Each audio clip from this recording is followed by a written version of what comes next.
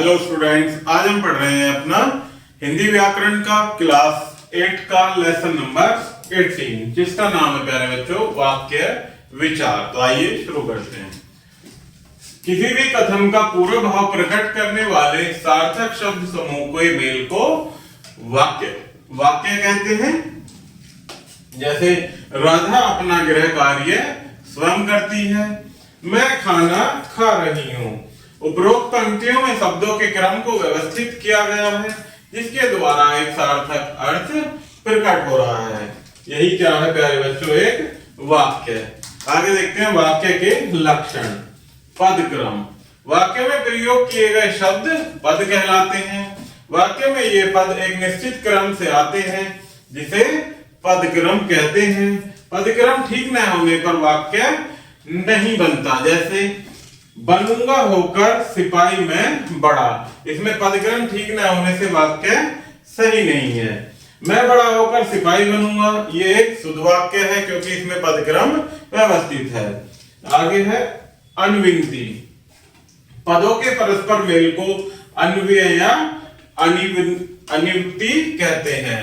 यह मेल व्याकरण सम्मत होना चाहिए, अर्थात कर्ता के पुल्लिंग एकवचन के अनुसार क्रिया का लिंग वचन विशेषण विशेष्य का संबंध आदि सही होने चाहिए। जैसे बच्चे खेल रहा है, ये गलत है।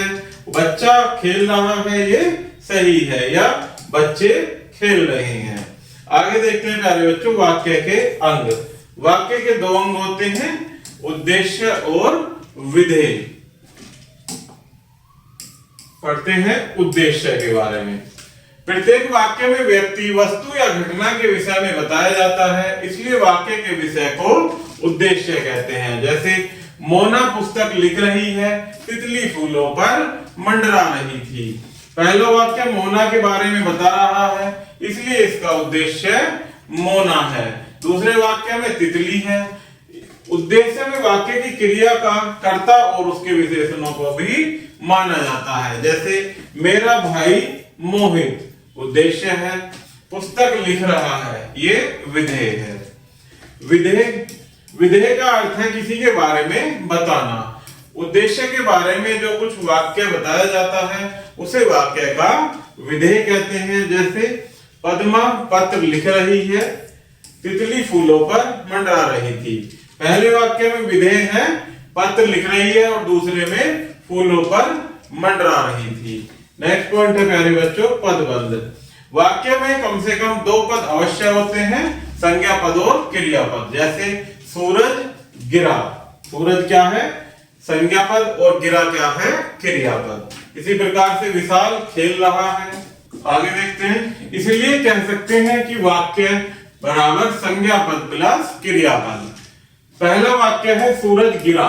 वाक्य दो पदों से बना है, जिनमें एक कर्ता उद्देश्य है और दूसरा क्रिया यानी विधेय है। ये दोनों पद वाक्य के भीतर बने हैं, इसलिए हम यह भी कह सकते हैं कि वाक्य में दो पदबंध है। यह वाक्य बड़ा भी हो सकता है। जैसे मेरी बड़ी बहन रूपाली आई थी, कल शाम 4 बजे गई थी। उपरोक्त वाक्य में आई थी क्रिया पदबंध है, इसका कर्ता मेरी बड़ी बहन रूपाली है, यह संज्ञा पदबंध है। इसी प्रकार गई थी की विशेषता बताने वाला क्रिया विशेषण का काम कर रहा है, कल शाम 4 बजे, इसे क्रिया विशेषण पदबंध कहेंगे। मेरी बहन रूपाली पदबंध में यद्यपि 4 पद हैं जो क्रमशः सर्वनाम विशेषण संज्ञा है, पर सब मिलकर संज्ञा का कार्य कर रहे हैं, इसलिए इस पूरे पद समूह को संज्ञा पदबंध कहेंगे। इस प्रकार वाक्य के भीतर पदबंध एक पद का भी हो सकता है और एक से अधिक पदों का भी। आगे देखते हैं प्यारे बच्चों पदबंध के प्रकार। पदबंध के 5 प्रकार होते हैं, संज्ञा पदबंध, सर्वनाम पदबंध, विशेषण पदबंध, क्रिया विशेषण पदबंध और क्रिया पदबंध। तो इनको 1 बाय 1 समझते हैं। पहला है संज्ञा पदबंध। जो पदबंध वाक्य में संज्ञा का कार्य करे उसे संज्ञा पदबंध कहते हैं। वाक्य में संज्ञा पदबंध या तो कर्ता का काम करता है या पूरक का। जैसे देश के प्रधानमंत्री के बेटे ने सभी मित्रों को अपने घर पर बुलाया। नेक्स्ट है सर्वनाम पदबंध। संज्ञा पद के समान सर्वनाम पदबंध भी कर्ता या कर्म पूरक का कार्य करते हैं। जैसे मैं आपको मिठाई खिलाऊंगी, यहाँ मैं आपको सर्वनाम पदबंध है। मैं कर्ता का काम कर रहा है और आपको कर्म का काम कर रहा है। नेक्स्ट है विशेषण पदबंध। विशेषण पदबंध दरअसल संज्ञा पदबंध के विस्तार है, इसलिए संज्ञा पदबंध विशेष से होता है और उसकी विशेषता बताने वाले पद एक या अधिक विशेषण पदबंध कहलाते हैं। जैसे जंगल में रहने वाला बाघ शिकारियों द्वारा मार दिया गया। इस वाक्य में जंगल में रहने वाला विशेषण पदबंध है। जो बाघ संज्ञा पदबंध की विशेषता बता रहा है, इस पदबंध में बाघ भी शामिल करने पर यह संज्ञा पदबंध हो जाएगा। नेक्स्ट है क्रिया विशेषण पदबंध। जिस तरह विशेषण पदबंध संज्ञा सर्वनाम की विशेषता बताते हैं, उसी तरह क्रिया विशेषण क्रिया पदबंध की विशेषता बताते हैं। जैसे दीपक धीरे धीरे जल रहा है, 5 दिन के बाद वर्षा हुई। आजकल गर्मी बहुत पड़ रही है। इन वाक्यों में आजकल, 5 दिन के बाद, कालवाचक और धीरे धीरे रीतिवाचक क्रिया विशेषण पदबंध है, क्योंकि ये क्रिया के होने का समय और रीति या ढंग बता रहे हैं। नेक्स्ट है प्यारे बच्चों क्रिया पदबंध। जो पदबंध क्रिया का प्रकार्य करते हैं उन्हें क्रिया पदबंध कहते हैं। जैसे मेरा भाई रो रहा है, सोनिया तो अब तक पढ़ रही होगी। नेक्स्ट है अर्थ के आधार पर वाक्यों के भेद। अर्थ के आधार पर वाक्य के भेद 8 माने जाते हैं। पहला है विधानवाचक वाक्य। इस प्रकार के वाक्यों से वक्ता या लेखक अपने श्रोता या पाठक को कुछ जानकारी देता है जो किसी वस्तु या घटना के बारे में हो सकती है। जैसे सोनिया जयपुर गई, व्यक्ति के बारे में। मेरा नारायणा विहार नगर में घर है, ये वस्तु के बारे में। हम सर्कस देख रहे हैं, ये एक घटना के बारे में बता रहा है। नेक्स्ट है प्यारे बच्चों आज्ञावाचक या आदेशवाचक वाक्य। इस प्रकार के वाक्यों में वक्ता या लेखक अपने श्रोता को कुछ करने के लिए कहता है। जैसे जाओ और अपना काम करो, जाओ सबको चाय पिलाओ। नेक्स्ट है इच्छावाचक वाक्य।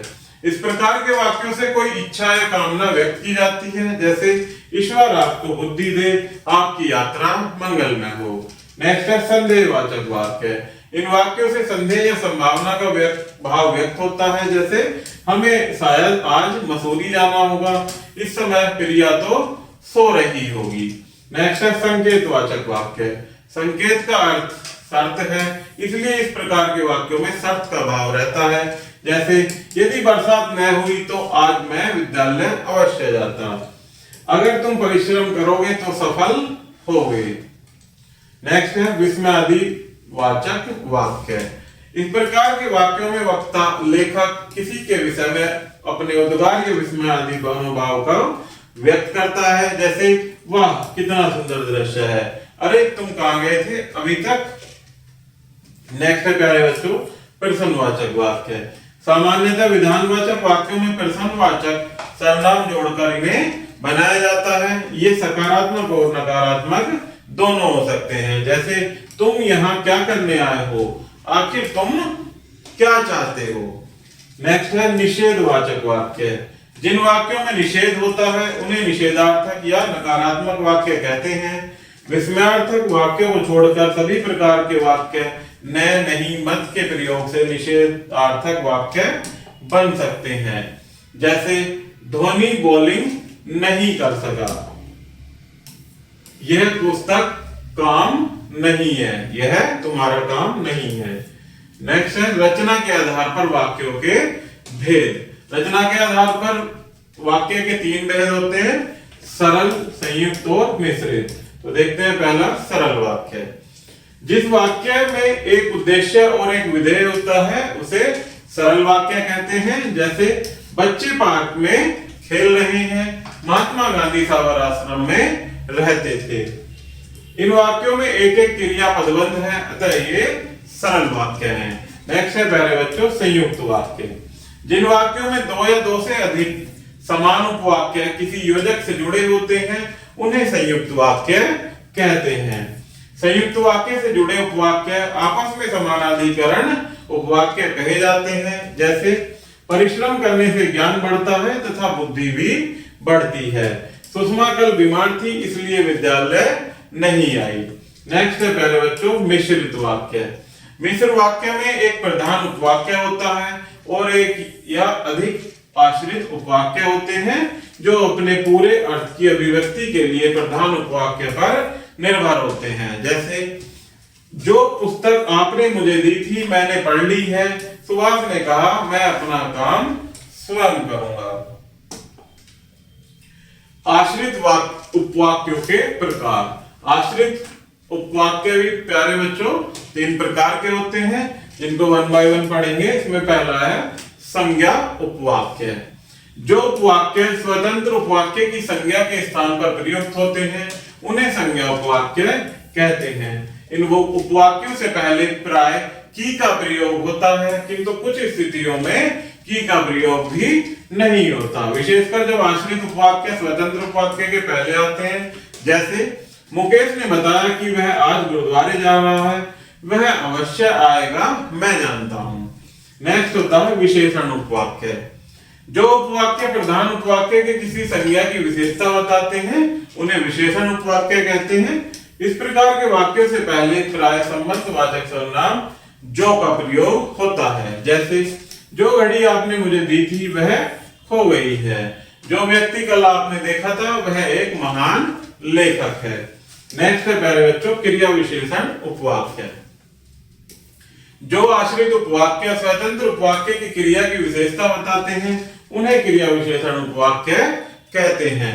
कभी कभी ये उपवाक्य स्वतंत्र उपवाक्य की क्रिया के अतिरिक्त किसी विशेषण या क्रिया विशेषण की भी विशेषता बताते हैं। जैसे तान्या इतनी मोटी है कि ऊपर नहीं आ सकती, ये क्या है विशेषण की विशेषता बता रहा है। वह इतना तेज तेज चलता है कि उसके साथ चला नहीं जा सकता, यह क्या है क्रिया विशेषण की विशेषता बता रहा है। जब मैं घर में था तो अपना काम स्वयं करता था, यहाँ क्रिया की विशेषता बताई जा रही है। आगे देखते हैं प्यारे बच्चों वाक्य परिवर्तन। सरल वाक्य से संयुक्त वाक्य बनाना। सरल वाक्य को जब संयुक्त वाक्य बनाना होता है तो सरल वाक्य को 2 वाक्यों में बांटकर उन्हें और अथवा किंतु आदि समुच्चय बोधक अवयवों से जोड़ देते हैं। जैसे सरल विवेक छत पर बैठकर पढ़ने लगा। संयुक्त में विवेक छत पर गया और बैठकर पढ़ने लगा। सरल मोनिका नृत्य सीखकर घर चली गई। संयुक्त मोनिका ने नृत्य सीखा और घर चली गई। नेक्स्ट देखते हैं प्यारे बच्चों सरल वाक्य से मिश्रित वाक्य बनाना। सरल वाक्यों को पहले 2 उपवाक्यों में बांटा जाता है, फिर दोनों उपवाक्यों को आदि समुच्चयबोधक अवयवों से जोड़कर उनको मिश्रित उपवाक्य बनाया जा सकता है। जैसे कि, क्योंकि, यदि, जब आदि। जैसे सरल वाक्य मेहनत करने से सफलता मिलती है और मिश्रित वाक्य यदि मेहनत करोगे तो सफलता मिलेगी। तेहन पापा को देखते ही भाग गया और मिश्रित जब तेहन ने पापा को देखा तो वह भाग गया। नेक्स्ट संयुक्त वाक्य से सरल वाक्य बनाना। जब संयुक्त वाक्य को सरल वाक्य बनाने के लिए उसके एक उपवाक्य की क्रिया को पूर्वकालिक क्रिया या क्रियार्थक संज्ञा में बदल सकते हैं। जैसे संयुक्त आप यहाँ रुकिए और आराम कीजिए, इसका सरल कि आप यहाँ रुककर आराम कीजिए। संयुक्त मीना हंसी और बोली, इसको सरल में बनाएंगे मीना हंसकर बोली। नेक्स्ट है प्यारे बच्चों मिश्रित वाक्य से सरल वाक्य बनाना। मिश्रित वाक्यों का सरल वाक्य में रूपांतरण करने के लिए मिश्रित वाक्य के आश्रित उपवाक्यों को विशेषण कर्म या क्रिया विशेषण के रूप में बदला जाता है। जैसे मिश्रित है कि पिताजी ने कहा था कि कल मुझे एक नई पुस्तक मिलेगी। सरल वाक्य में पिताजी के कहने के अनुसार कल मुझे एक नई पुस्तक मिलेगी। जो व्यक्ति सच बोलते हैं सब उनका आदर करते हैं, इसका सरल बनाएंगे सच बोलने वाले का सभी आदर करते हैं। नेक्स्ट है 2 सरल वाक्यों का एक सरल संयुक्त मिश्रित वाक्य में रूपांतरण। 2 सरल वाक्य जैसे मैं पढ़ता हूं मेरा विद्यालय पास में है, इसका एक सरल वाक्य क्या बनेगा कि मैं पास के विद्यालय में पढ़ता हूं। नेक्स्ट है मेरा विद्यालय पास में है और मैं वहां पढ़ता हूं। इसका एक मिश्र वाक्य बनेगा, मेरा विद्यालय पास में है जहां मैं पढ़ता हूं। आगे देखते हैं प्यारे बच्चों, अध्याय संक्षेप। शब्दों के सार्थक व व्यवस्थित क्रम को वाक्य कहते हैं। वाक्य के दो अंग होते हैं, उद्देश्य और विधेय। वाक्य के दो भेद होते हैं, अर्थ के आधार पर, रचना के आधार पर। रचना के आधार पर वाक्य के भेद होते हैं, सरल वाक्य, संयुक्त वाक्य और मिश्र वाक्य। प्रधान उपवाक्य किसी दूसरे उपवाक्य पर आश्रित नहीं होता है। आश्रित उपवाक्य तीन प्रकार के होते हैं, संज्ञा उपवाक्य, विशेषण उपवाक्य और क्रिया विशेषण उपवाक्य। तो प्यारे बच्चों, इस प्रकार से हमारा ये लेसन यही समाप्त होता है। आशा करता हूं कि आपको यह वीडियो जरूर पसंद आई होगी। धन्यवाद।